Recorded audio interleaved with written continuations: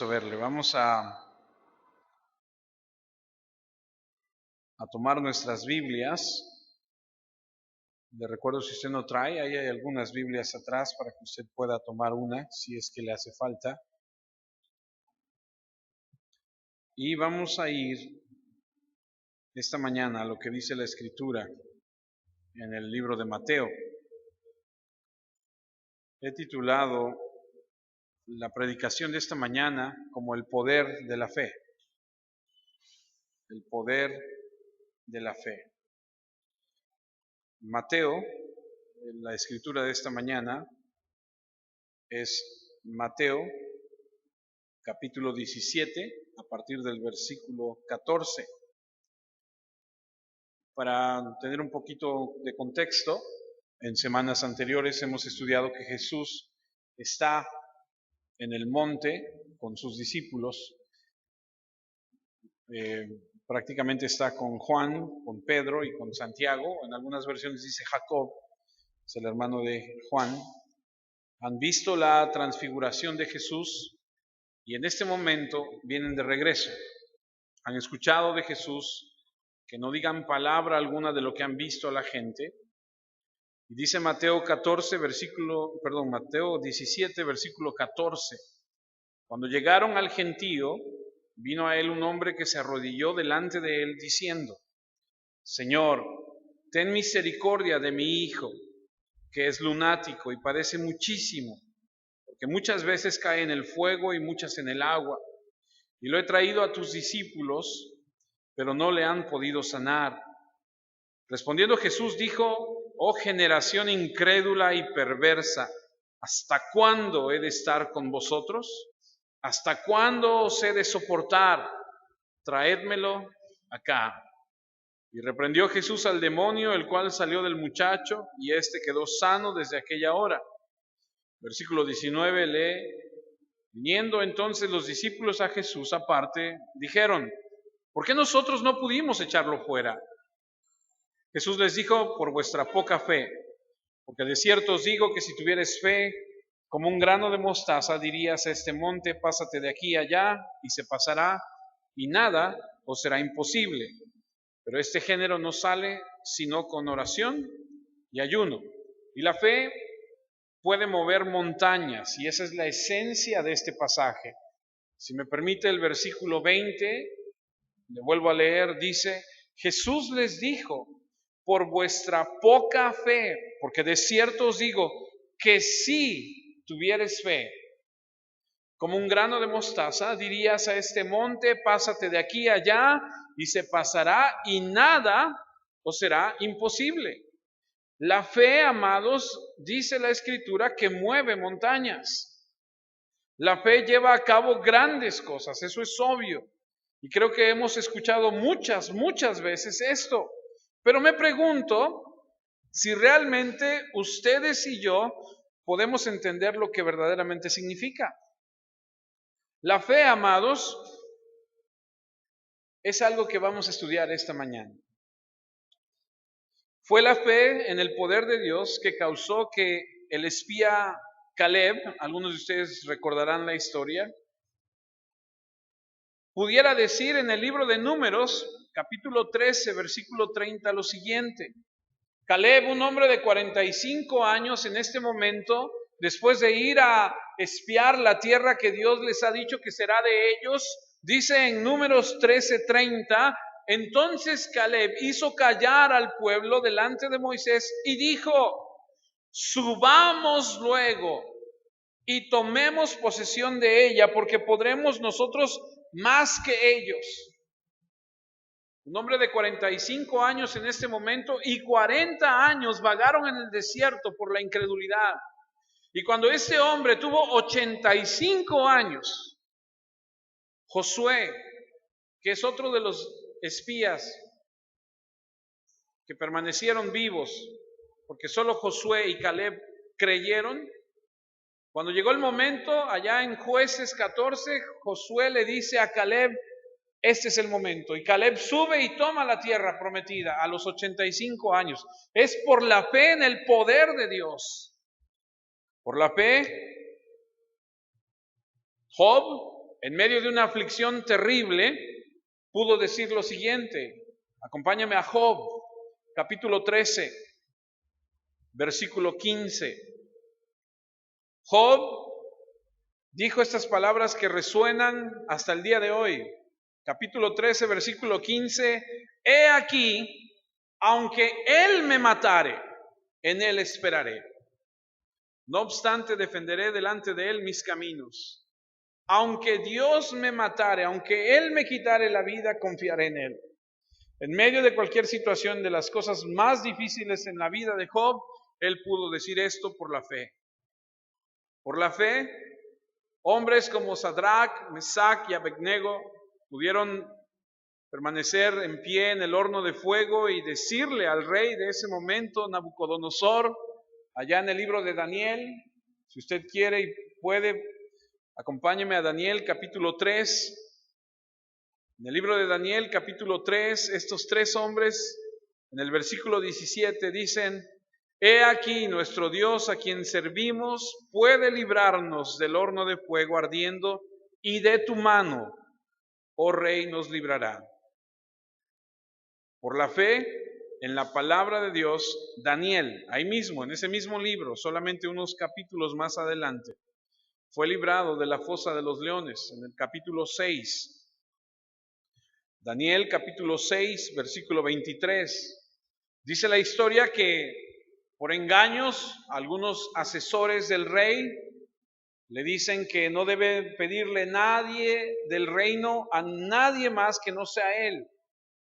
Daniel, quien acostumbraba a orar todos los días, es encontrado orando y es acusado delante del rey, y entonces el rey, con el dolor de su corazón porque amaba a Daniel, tiene que echarlo al foso de los leones. Y en el capítulo 6, versículo 23, dice: entonces se alegró el rey en gran manera a causa de él, y mandó sacar a Daniel del pozo, y fue Daniel sacado del pozo, y ninguna lesión se halló en él, porque había confiado en su Dios. Fue la fe que salvó a la mujer pecadora. Cuando Jesús entró a aquella casa y esta mujer con sus lágrimas lavó sus pies y los secó con sus cabellos, allá en Lucas capítulo 7, versículo 50. Cuando Jesús se dirige a ella y le dice: tu fe te ha salvado, ve en paz.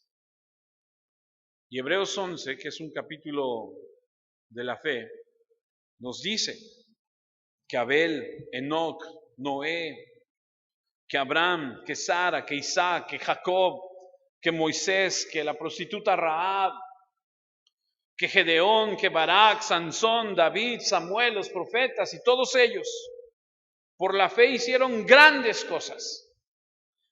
El capítulo 12 de Hebreos nos dice que capítulo 12 de Hebreos nos dice que hay una nube de testigos. Son estos testigos. Y nos dice que Jesús es el autor y consumador de la fe. Y toda la Escritura da testimonio de la vida de fe, la fuerza de la fe. Y Jesús, en relación con la fe, nos dice que la fe mueve montañas y que nada es imposible. Y aquí el Señor, amados, va a comenzar un periodo de instrucción hacia sus discípulos. Desde el capítulo 17, desde esta sección hasta el final del capítulo 20, Jesús va a empezar, digámoslo así, una enseñanza de principios de cómo debemos vivir en el reino. Lo que resta del capítulo nos va a hablar de la fe, de la ciudadanía. En el capítulo 18 aprenderemos, si Dios nos permite y nos da vida, de la humildad, de la ofensa, la disciplina, el perdón. En el 19 aprenderemos sobre el matrimonio, sobre el divorcio, sobre los niños, sobre la riqueza, las recompensas. En el 20 hablaremos de la posesión, de la compasión y todas estas lecciones profundas de cómo debemos vivir en el reino de Dios. Y entre líneas y entre toda esa enseñanza, el Señor les dice de vez en vez a sus discípulos que la cruz se acerca y que Él tiene que morir, y les recuerda de su muerte. Y es una serie de lecciones que Dios tiene en su palabra. Y esta es la primera de ellas. Y creo con todo mi corazón que puede cambiar nuestra vida si lo aprendemos bien. Así que vamos a Mateo 17:14. Mateo 17:14 nos describe que Jesús, Pedro, Juan y Santiago, o Jacob, en algunas traducciones, vienen de regreso del monte.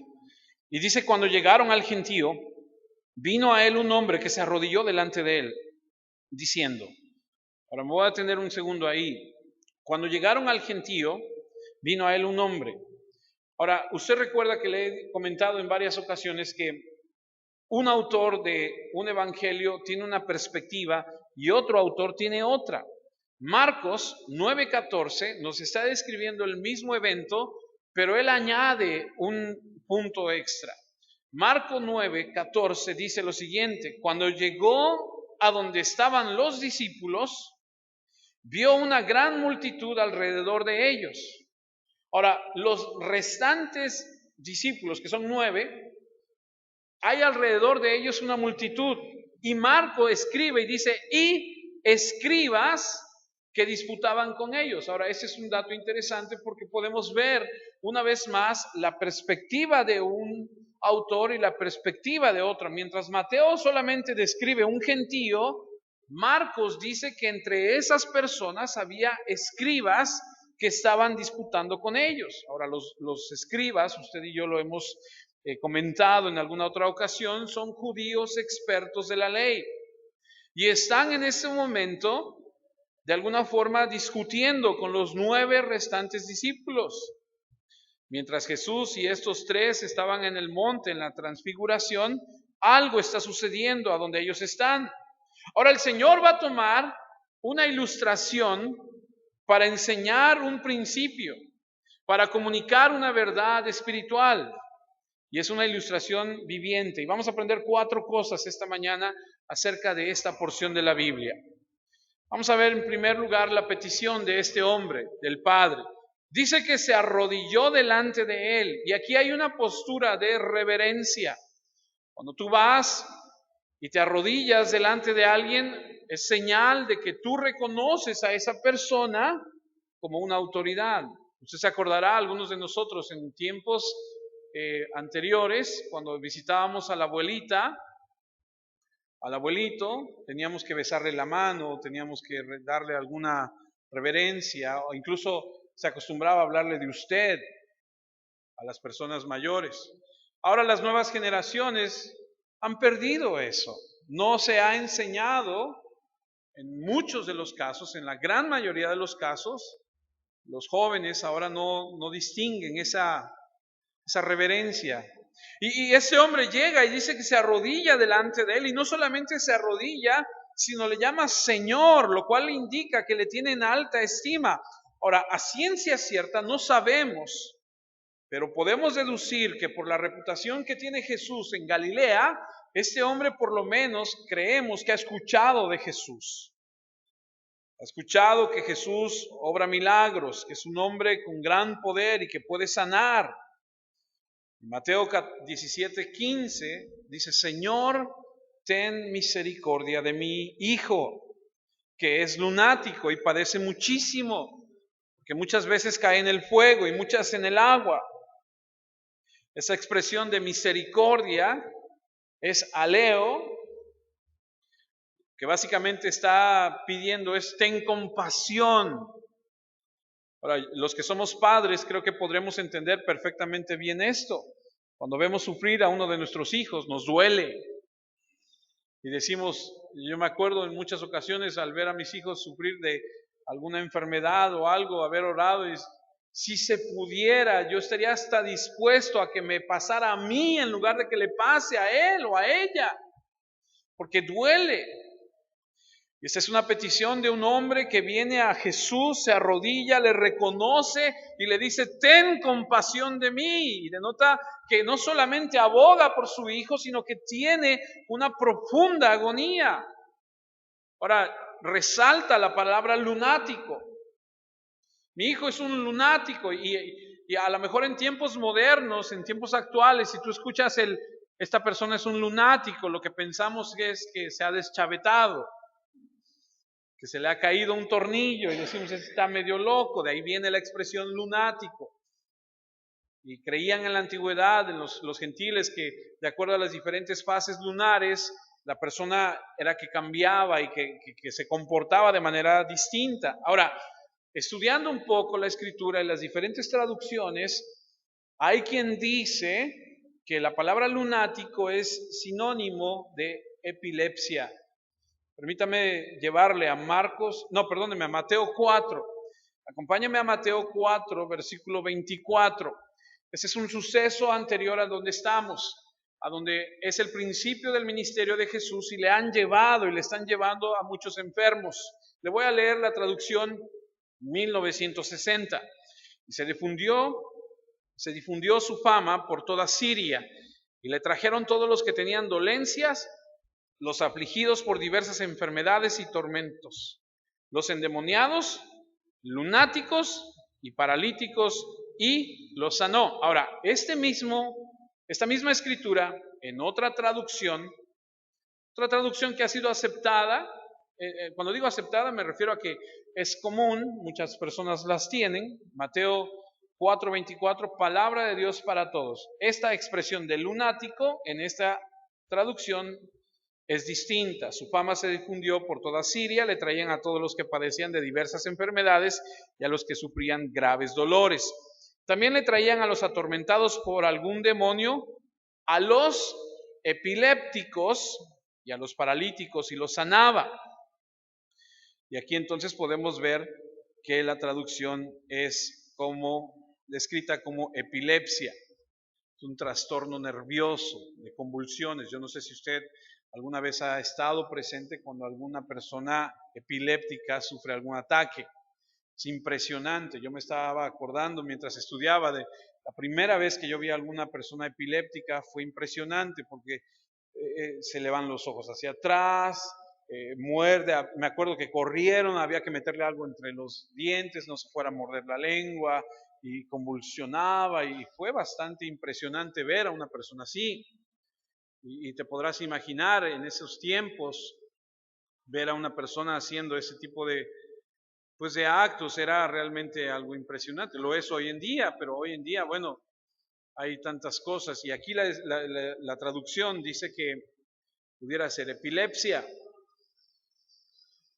Marcos no solamente dice que vino este hombre y le trajo al Señor a su hijo, sino habla de un espíritu mudo. Marcos 9:17. Y respondiendo uno de los de la multitud dijo: Maestro, traje a ti mi hijo que tiene un espíritu mudo. Ahí mismo en el 9:25, y cuando Jesús vio que la multitud se agolpaba, reprendió al espíritu inmundo, diciéndole: espíritu mudo y sordo, yo te mando, sal de él y no entres más en él. Y podemos ver que este pobre joven, este niño, este hijo, tiene una situación bastante difícil. Me regreso a Mateo 17:15. Señor, ten misericordia de mi hijo que es lunático y padece muchísimo, porque muchas veces cae en el fuego y muchas veces en el agua. Ahora, tú te puedes imaginar que en esta parte del mundo, en este momento, hay por todos lados en las noches, hay fogatas, hay gente reunida y están conviviendo y están alrededor de una fogata, o puedes imaginarte que de repente van caminando y de repente te encuentras con alguna pileta de agua. ¿Entiendes lo que es una pileta de agua? ¿Sí? Y dice la descripción del padre que está explicándole a Jesús, de repente, si vamos pasando, imagínate que vas pasando por una fogata y de repente el ataque le da al joven y lo avienta hacia la fogata, y a veces lo avienta hacia el agua y está en peligro de quemarse o de ahogarse. Como le decía, Marcos, permítame, no vaya ya, yo se lo leo, Marcos 9:18 dice, el cual donde quiera que le toma, le sacude y añade, y echa espumarajos y cruje los dientes. Imagínate la escena. Su cuerpo de este joven, de este niño siendo maltratado, al fuego, al agua, cruje los dientes, echa espuma por la boca, como cuando nuestros adolescentes se enojan, ¿no? Parece así que les está dando un ataque, ¿no? Y su cuerpo maltratado. Marcos ahí mismo, yo se lo leo, 9:21, Jesús le preguntó al Padre, ¿cuánto tiempo hace que le sucede esto? Y él dijo, desde niño. Ahora entiendes por qué el Padre está suplicando, está con un dolor real. Algo que seguramente es muy, muy difícil para el padre soportar. Imagínate ver a tu hijo sufrir desde una edad tan temprana. Ahora, podríamos meternos al tema de el niño está padeciendo bueno, aquí dice, desde niño está padeciendo de lo que parece ser una posesión demoníaca, que el Señor echa fuera el demonio, y el por qué, pero el tema es la fe, y es lo que vamos a ver.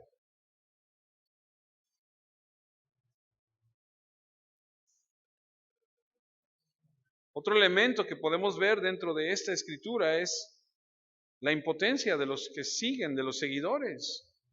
El versículo 16 de Mateo 17 dice, y lo he traído a tus discípulos, pero no lo han podido sanar. Ahora, si usted recuerda, los discípulos de Jesús han recibido instrucción de parte del Maestro y han ido y han sanado y han expulsado demonios. Pero en esta ocasión algo es diferente, algo es distinto. Y Mateo 10:1 nos muestra, Mateo 10:1 nos dice, entonces llamando a sus 12 discípulos, les dio autoridad sobre los espíritus inmundos para que los echasen fuera y para sanar toda enfermedad y toda dolencia. Ahí mismo en Mateo 10, nada más que unos versículos abajo, en el 7, y yendo, predicad diciendo, el reino de los cielos se ha acercado, sanad enfermos, limpiad leprosos, resucitad muertos, echad fuera demonios, de gracia recibisteis, da de gracia. El encargo ya se les había dado y ahora no lo pueden hacer. Marcos capítulo 6, versículo 13, nos muestra. Marcos 6, versículo 13, dice, y echaban fuera muchos demonios, y ungían con aceite a muchos enfermos, y los sanaban. Ellos sabían que Jesús les había dado la autoridad, y lo habían hecho, y de repente no pueden hacerlo, y que ha salido mal. ¿Qué ha salido? ¿Han perdido el poder? ¿Jesús les había prometido hacerlo? Sí, les había dado su respaldo. Tenían la promesa, tenían el poder. ¿Qué faltaba?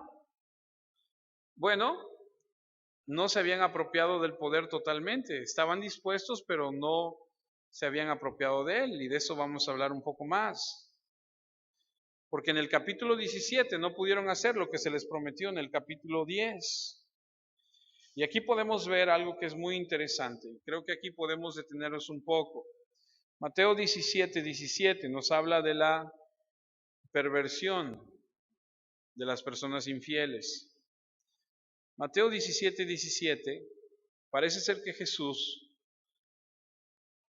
se ha cansado. Podemos ver a un Cristo diciendo, oh generación incrédula y perversa, ¿hasta cuándo he de estar con vosotros?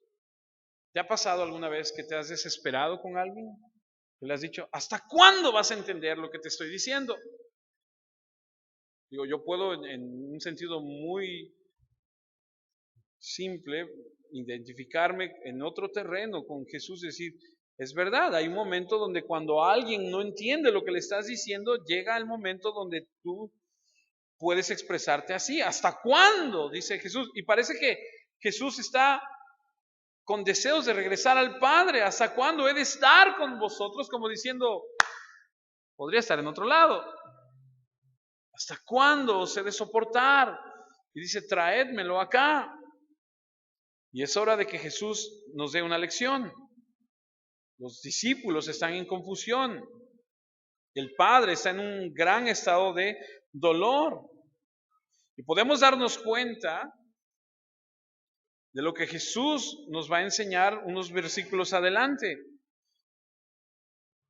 El padre del niño, ahí en Marcos 9, dice, porque hasta el padre del niño reconoce que necesita ayuda en su fe, porque dice, ayuda a mi incredulidad.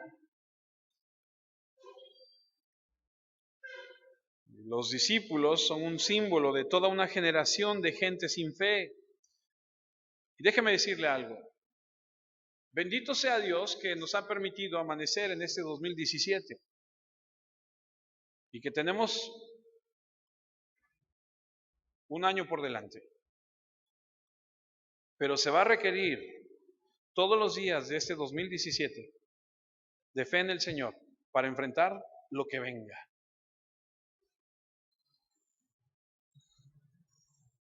Y si usted no confía en Dios, si usted no puede creer,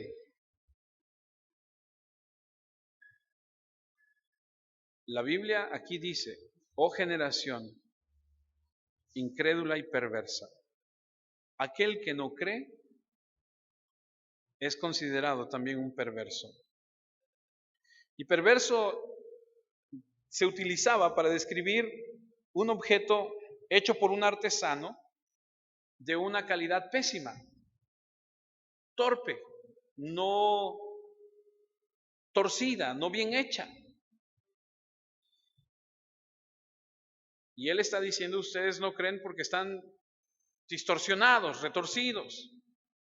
Es ese tipo de generación que son ustedes, son incrédulos y están torcidos. Y no es de extrañar que hubiera una sensación de frustración.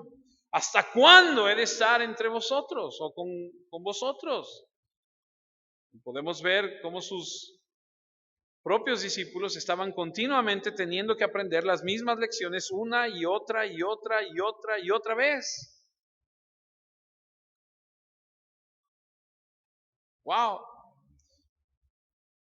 Respondiendo Jesús dijo, oh generación incrédula y perversa, ¿hasta cuándo he de estar con vosotros? ¿Hasta cuándo os he de soportar? Traédmelo acá. Los discípulos no pudieron ejercer la fe que se necesitaba para sanar a este niño, a pesar de que tenían la promesa y el poder. Marcos, en esta misma anécdota, nos dice allá en Marcos 9:20, y se lo trajeron. Y cuando el espíritu vio a Jesús, sacudió con violencia al muchacho, quien cayendo en tierra se revolcaba echando espumarajos. Los demonios conocen a Jesús. Hay una parte en el libro de Hechos a donde unas personas se enfrentan a unos endemoniados y el demonio le dice, a Jesús conozco y sé quién es Pablo. Y el demonio les dice, ¿y ustedes quiénes son? Y usted puede leer en el libro de Hechos que dice que les ponen una golpiza a estos y les arrancan las ropas y estos tienen que salir despavoridos porque les va muy mal. El endemoniado gadareno, ¿se acuerda? Reconoce a Jesús en el momento. Los espíritus, los demonios conocen a Jesús.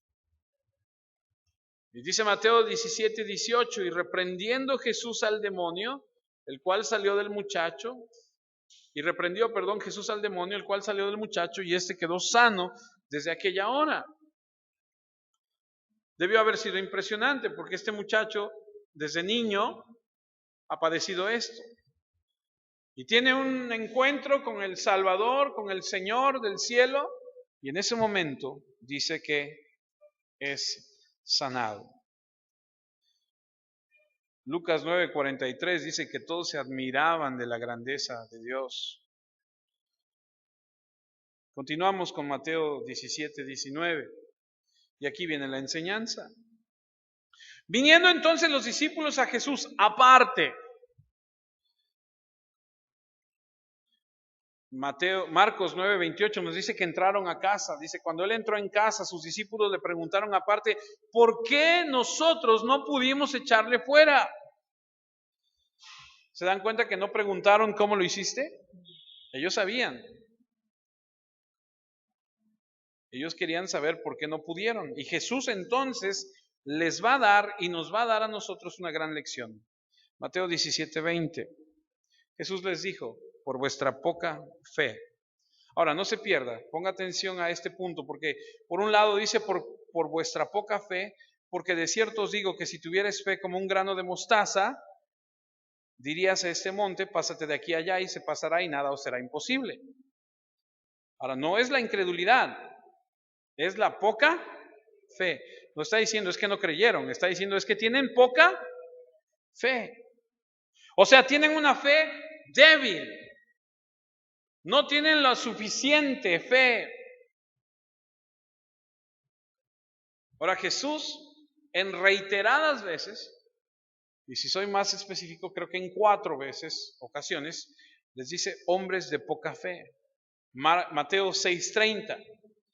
Y si la hierba del campo que hoy es y mañana se echa en el horno, Dios la viste así, ¿no hará mucho más a vosotros, hombres de poca fe? Ahora, ese es un comportamiento habitual en ellos, porque una cosa que les preocupaba era el asunto de la ropa, la comida y la bebida, como a ti y a mí. Algo que nos lleva y que nos conduce y que ¿qué vamos a hacer? ¿Y cómo le vamos a hacer aquí? ¿Y qué vamos a hacer cuando venga esto? ¿Y cómo le vamos a hacer para aquello? Algo que les preocupaba y tenían una falta de fe en Dios para suplir lo que no veían de inmediato a mano. Es decir, todos nosotros podemos creer y decir, oh sí, Dios suple todas mis necesidades, porque todo lo que tengo que hacer es ir al ropero o al closet o al armario, decir, tengo esto, tengo esto, tengo esto, y Dios suple mis necesidades. O vas a la alacena, a la cocina, o en otro caso, vas al mercado y compras y dices, no tengo ningún problema con creerle a Dios porque el Señor suple mis necesidades. Los que, bendito sea el Señor, tenemos trabajo, decimos, mañana o pasado mañana, en algunos casos, regresaremos a trabajar y decimos, bendito sea el Señor, Él suple mis necesidades, tengo trabajo. Pero ¿qué cuando ellos escucharon a Jesús decir, vengan, síganme?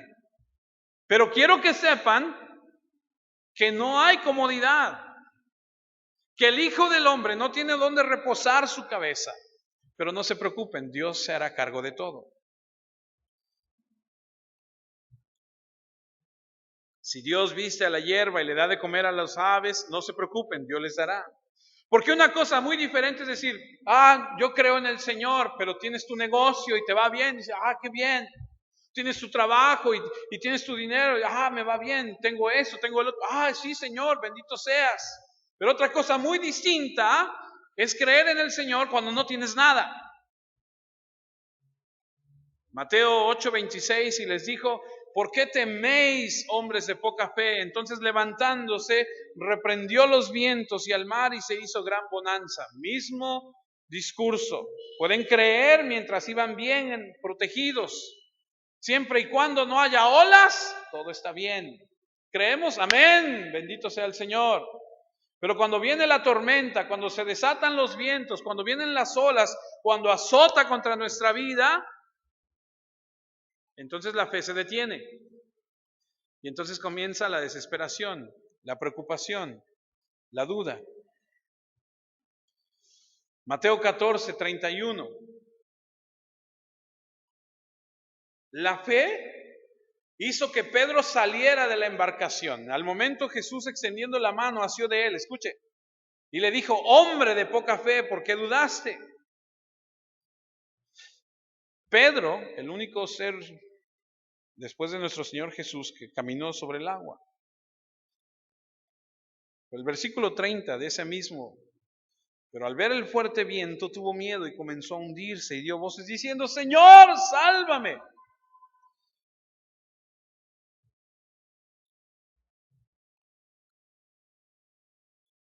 cuando vio el viento, cuando vio la tormenta, cuando supo que no había otra forma humana de conquistar ese problema, se quedó sin fe. Realmente no era una fe del todo, porque la fe es la capacidad de creer en Dios cuando no hay otro recurso. Cuando dices, yo no puedo. Muchos de nosotros decimos tener fe, pero porque tenemos el dinero en la cartera, en la cuenta de cheques, porque tenemos el carro, porque te decimos, pues puedo vender esto, puedo tener aquello. Muchos de nosotros nos apoyamos en las cosas materiales. ¿Pero qué cuando no tienes nada?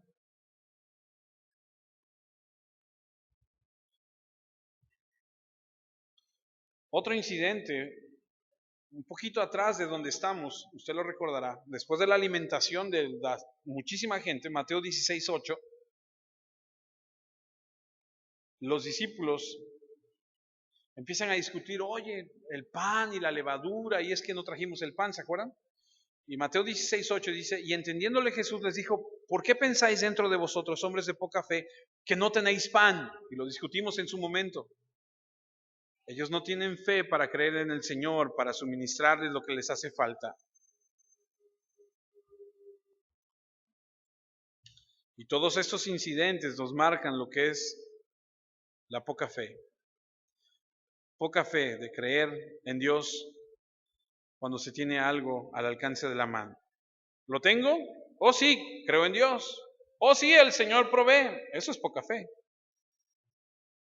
Pero la poca fe no puede creer en Dios cuando no tienes recursos. Una gran fe dice, yo creo en Dios, no tengo nada al alcance. Y creo en Dios en medio de la tormenta. Y cuando el viento esté aullando. Y cuando no hay nada en el armario. Y cuando no hay nada en la alacena. Eso es tener fe. Poca fe, la gran mayoría de nosotros la tenemos. Somos buenos en tener poca fe. Creemos en Dios porque tenemos algunos recursos. Ahora, otro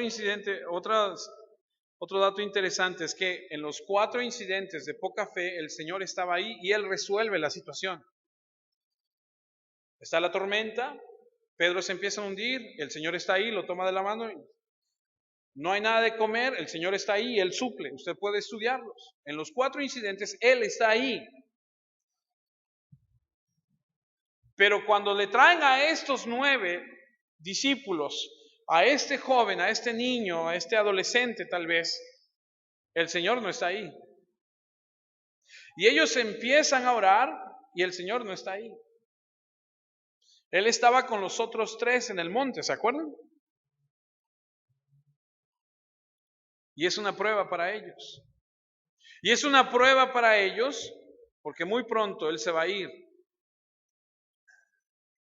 Y está comenzando a soltarles, a que se den cuenta de lo que viene y comienza a darles lecciones profundas de lo que ellos van a tener que vivir. Y puedo imaginarme a los discípulos orando por este joven diciéndole, sal de él, y no sale. Sal de él, y no sale. Y sal de él, y no sale. Y Jesús dice que tienen poca fe. Y la poca fe es no persistir en la oración. No saber cómo persistir. ¿Cuánto tiempo persistir en la oración? No sé si, piénsalo conmigo por un segundo, no sé si te puedas identificar.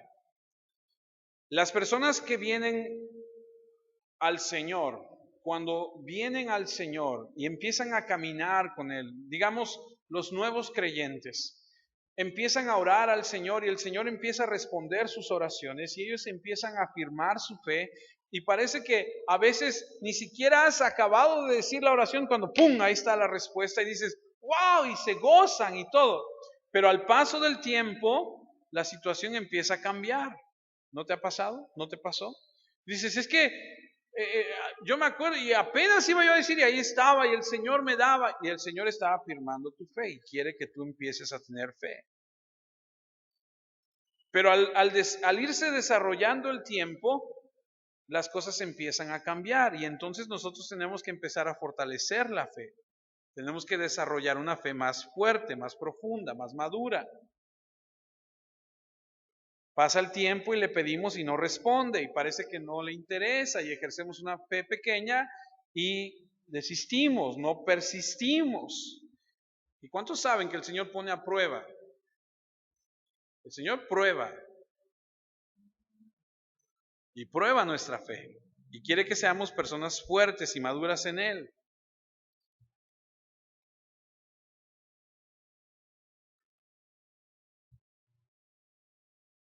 Vas al Señor con un problema 2 o 3 veces y no pasa nada.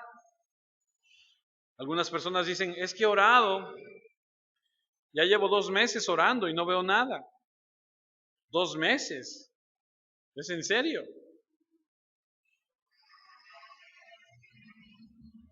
Debemos persistir y persistir.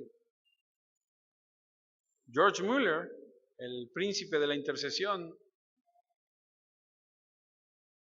oró por 5 amigos.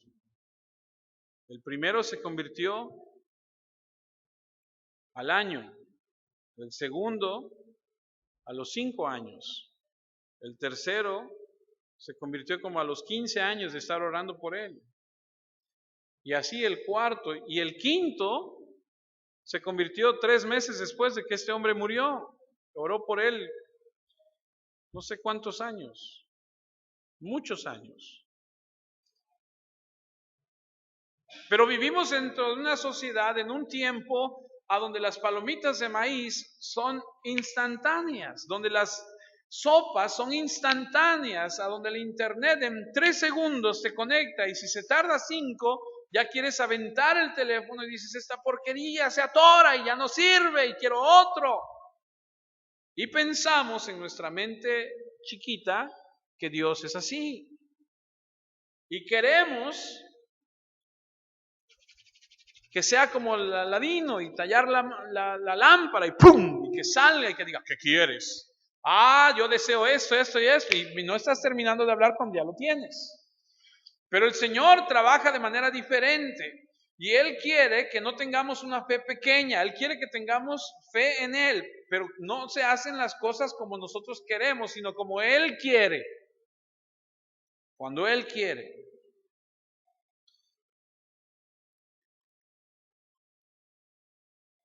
La prueba es el tiempo que vas a permanecer orando. Y debes permanecer y orar y orar y orar y confiar. Y este 2017 traerá sus afanes, sus problemas, sus situaciones, y tendremos que esperar en el Señor.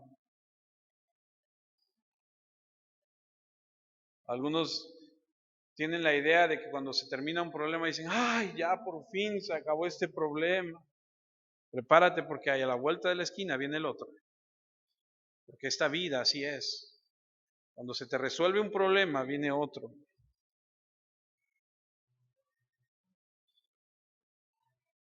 Jesús en Mateo 17:20, donde estamos, les dijo, por vuestra poca fe, porque de cierto os digo que si tuvierais fe como un grano de mostaza, dirías a este monte, pásate de aquí allá, y se pasará y nada os será imposible.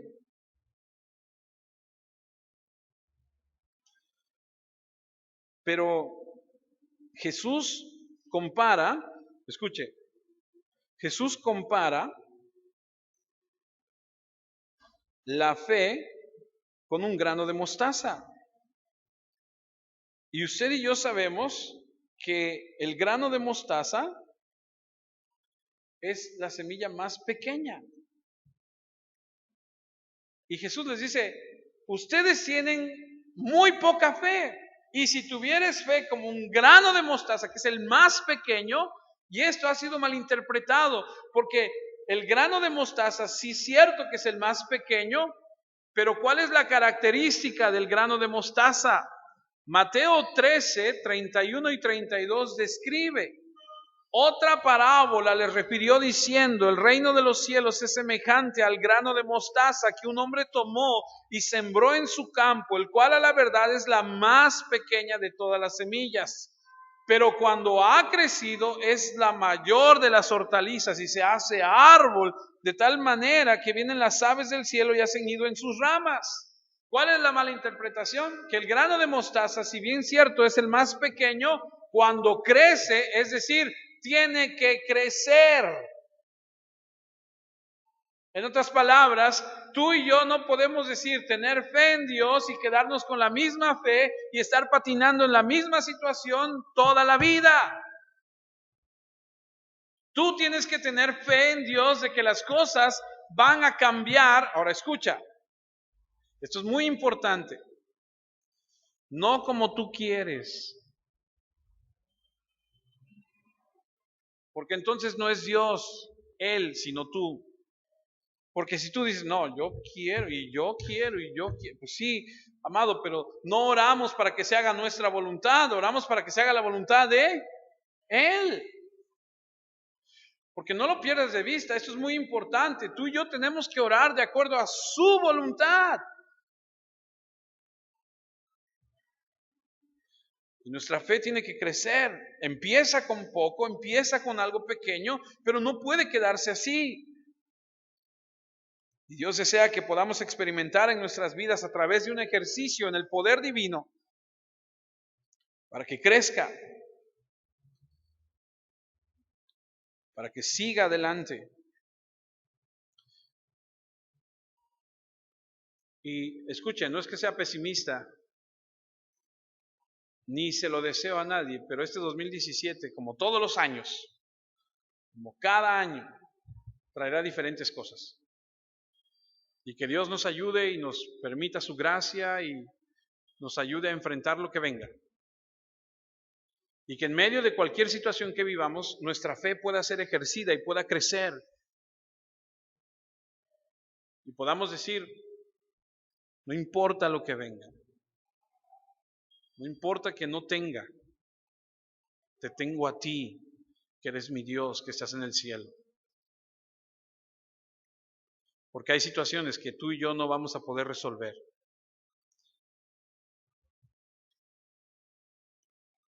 Permítame ir cerrando. Lucas 11 nos da un ejemplo. Versículo 5. Jesús enseñando. Les dijo también: ¿quién de vosotros que tenga un amigo va a él a medianoche y le dice: amigo, préstame 3 panes porque un amigo mío ha venido a mí de viaje y no tengo que ponerle delante? Y aquel respondiendo desde adentro le dice: no me molestes, la puerta está ya cerrada y mis niños están conmigo en cama, no puedo levantarle y dártelos. Y luego el versículo 8 nos trae la enseñanza: os digo que aunque no se levanten a dárselos por ser su amigo, ¿estás bien? Ok.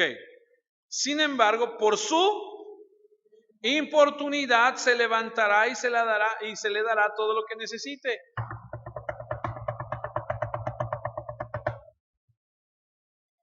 Dices, ay, ¿quién será? Ay, ¿quién será? Y hasta que no va a dejar de tocar hasta que no le abran. Se levanta por su persistencia. Le va a dar al amigo los 3 panes, no porque sea muy buena onda y diga, ay, sí, mi amigo, no, sino porque ya, porque está ahí inoportuno, por su persistencia. Ahora, no lo malinterprete, esto es a nivel humano. Y lo que está enseñando es persistencia. Lucas 18. Estamos en Lucas, ¿verdad? Lucas 18, versículo 3.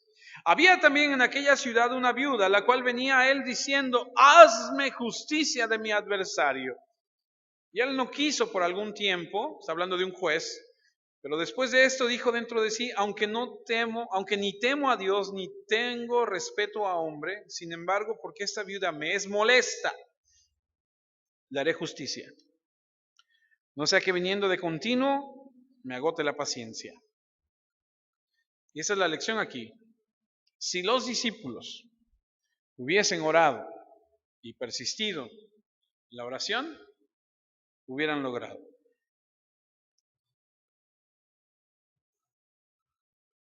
Persistir, persistir, persistir, persistir, persistir. Pero la verdad es que muy pocos de nosotros persistimos. Empezamos la dieta mañana, porque se empiezan los lunes, no los domingos en recalentado. Se comienzan los lunes. Y para el jueves ya desistimos. Entramos a la escuela y tenemos nuestros útiles bien bonitos, huelen rico, y empiezan los niños a hacer su letra bonita y con calma, y la guardan bien bonita. Y para mayo ya no tienen lápiz, ya perdieron las gomas, ya no traen la regla. Bueno, ¿les suena familiar? Somos personas que no estamos acostumbradas a persistir. Amados, tenemos que persistir. Hoy, a las 11:15, solamente habíamos muy poquitos. Y cruzó por mi mente decir, vámonos. Somos poquitos. Y luego cruzó otro pensamiento por mi mente que dijo, tenemos que persistir. Dije, es verdad. Así le predique a una persona. Tenemos que persistir. No debemos desanimarnos. Tenemos que seguir adelante. No sabemos lo que este año, y perdón que insista, pero es una buena oportunidad para hacerlo. Lo que venga, Padre, enséñame a persistir. Ahora, debo decirlo, cuando al final del versículo 20 dice, nada os será imposible, es condicional, amados, porque está anclado a la voluntad de Él. Porque mucha gente dice, es que nada será imposible, y ora conforme a sus deseos, conforme a sus... Sí, pero a su egoísmo, ¿no? Cuando dice nada será imposible, está basado en la promesa, en el marco de la voluntad de Dios. Mientras estés dentro de la voluntad de Dios, haciendo lo que Él quiere, confiando en Él para su gloria, para su honra, nada será imposible. No está diciendo que lo uses para tu egoísmo. Y ahí cada quien tiene que examinar su corazón, porque no lo conocemos. Así que está anclado a la promesa. Les prometí que podrían hacer esto y pueden hacerlo si tienen una fe que crece.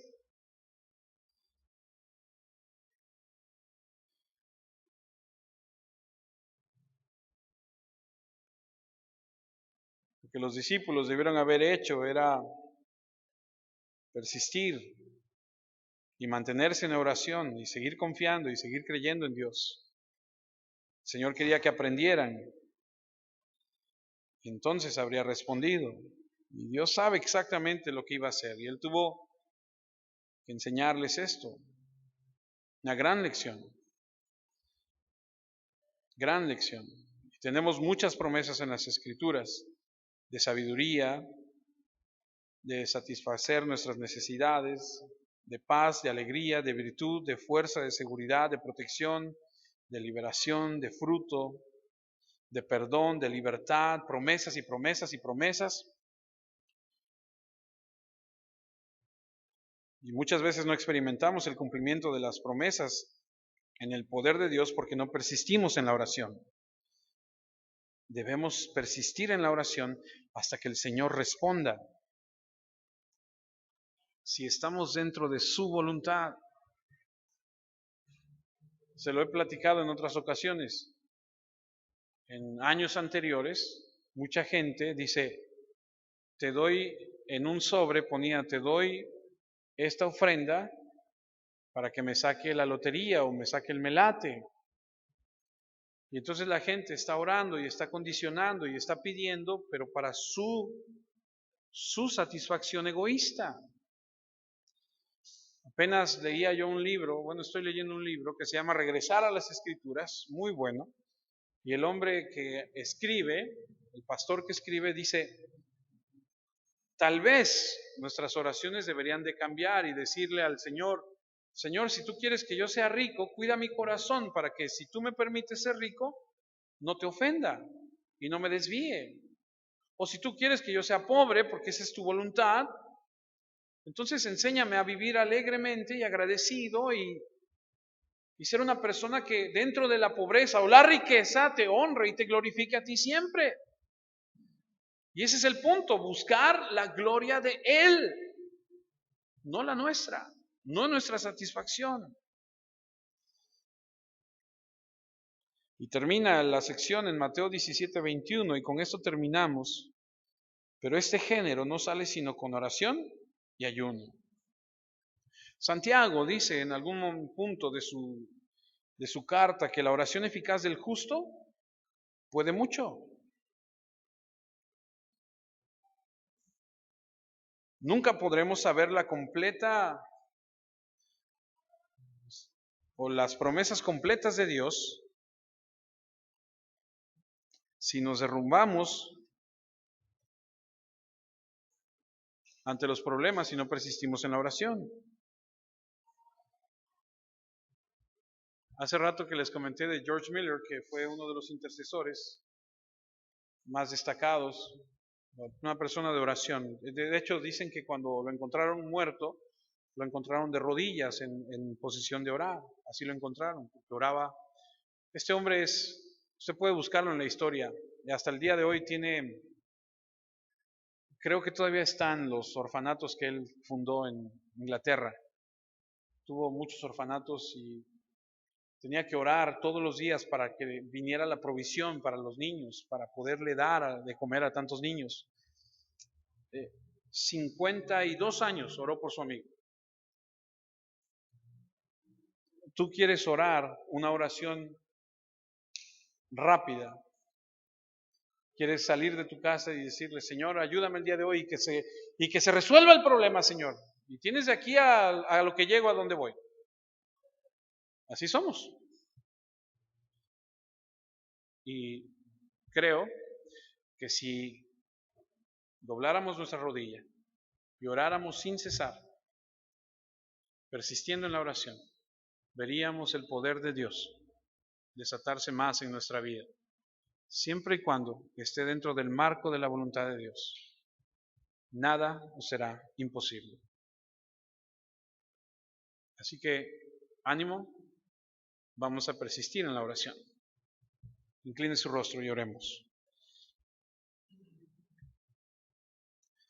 Señor, te queremos dar gracias en esta tarde ya por tu palabra.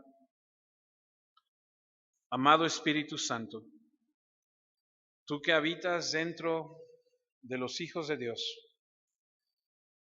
que eres nuestro consolador, que eres nuestra guía,